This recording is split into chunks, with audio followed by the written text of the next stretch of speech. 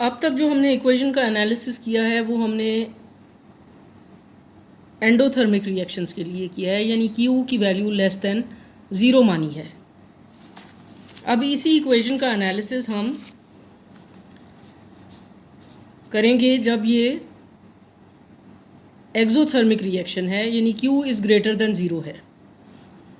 अगर मैं आपसे कहूँ कि ऐसी सिचुएशन में फंक्शन ना डबल वैल्यूड है और ना ही, अगर डबल वैल्यूड नहीं है तो ऑफ कोर्स उसकी कोई थ्रेशोल्ड वैल्यू भी नहीं है, तो क्या आप इस इक्वेशन को बता सकते हैं कि Q के पॉजिटिव होने से क्यों ये डबल वैल्यूड नहीं है?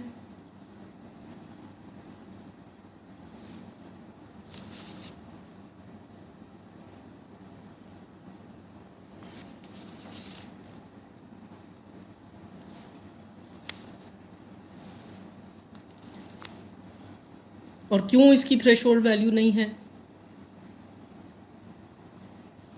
चलिए इसको देखते हैं। अगर ये टर्म ज़ीरो नहीं है और Q पॉजिटिव है तो ऐसी कोई सूरत पैदा नहीं होगी कि ये इमेजिनरी फंक्शन हो जाए। ये हमेशा ये टर्म पॉजिटिव रहेगी और इसकी कोई ना कोई वैल्यू पॉसिबल होगी, और वो इवन TA इक्वल टू 0 पे भी पॉसिबल रहेगी। ऐसा क्यों है? Q एक्चुअली वो एनर्जी है जो TA और TB में तकसीम हो रही है। हमारी जो इक्वेशन हमने पहले एनर्जी इक्वेशन लिखी थी उसके मुताबिक ये टर्म सबसे ज़्यादा बड़ी है, मैसेस बहुत छोटे हैं। TA is a part of Q। तो अगर Q पॉजिटिव है, this term will always be much much larger than this term end of course this term. तो अगर हम इस टर्म को निगलेक्ट कर दें और आप इस टर्म को भी निगलेक्ट कर दो, तो आप देखोगे कि TB जो है उसकी A की वैल्यू पॉसिबल है। That's why it is single valued. जब वो सिंगल वैल्यूड है तो फिर तो T थ्रेशोल्ड होने का तो सवाल ही पैदा नहीं होता। दूसरी बात जो मैं आपसे कह रही हूँ कि ये एक्सोथर्मिक रिएक्शन के लिए मिनिमम कोई एनर्जी नहीं है, यानी तमाम वैल्यूज़ ऑफ TA के लिए रिएक्शंस पॉसिबल हैं। इस बात का क्या मतलब है कि फ़र्ज़ कीजिए कि इंसिडेंट पार्टिकल का मोमेंटम ज़ीरो है। इस बात का मतलब ये है कि कोई पार्टिकल ही इस पे नहीं फॉल कर रहा, ये टारगेट है जो कि रेस्ट पे है और कोई पार्टिकल इस पे फॉल नहीं कर रहा। तो क्या हमारे पास B और Y होंगे जबकि TA ज़ीरो है?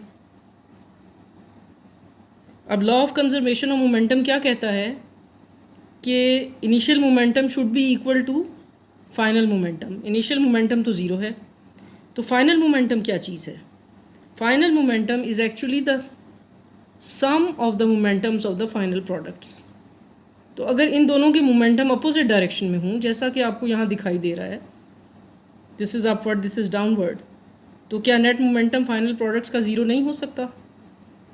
Vector sum of A and B, if we do that for the momentum, we will get 0 out of it, which means initial momentum is equal to the final momentum.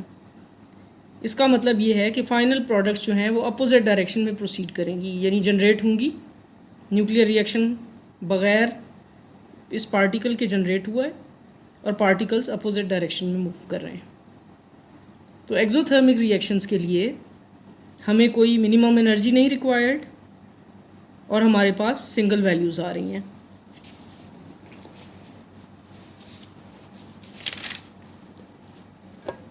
अब अगर आप इसके लिए ये curves देखें,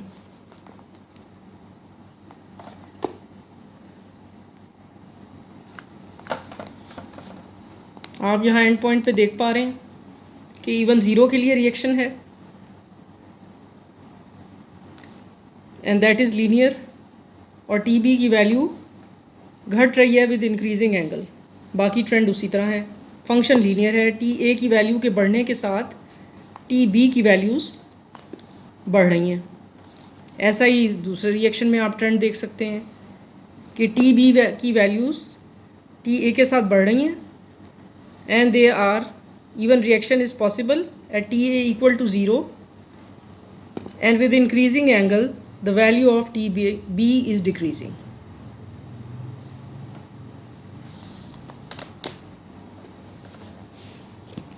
So this is all about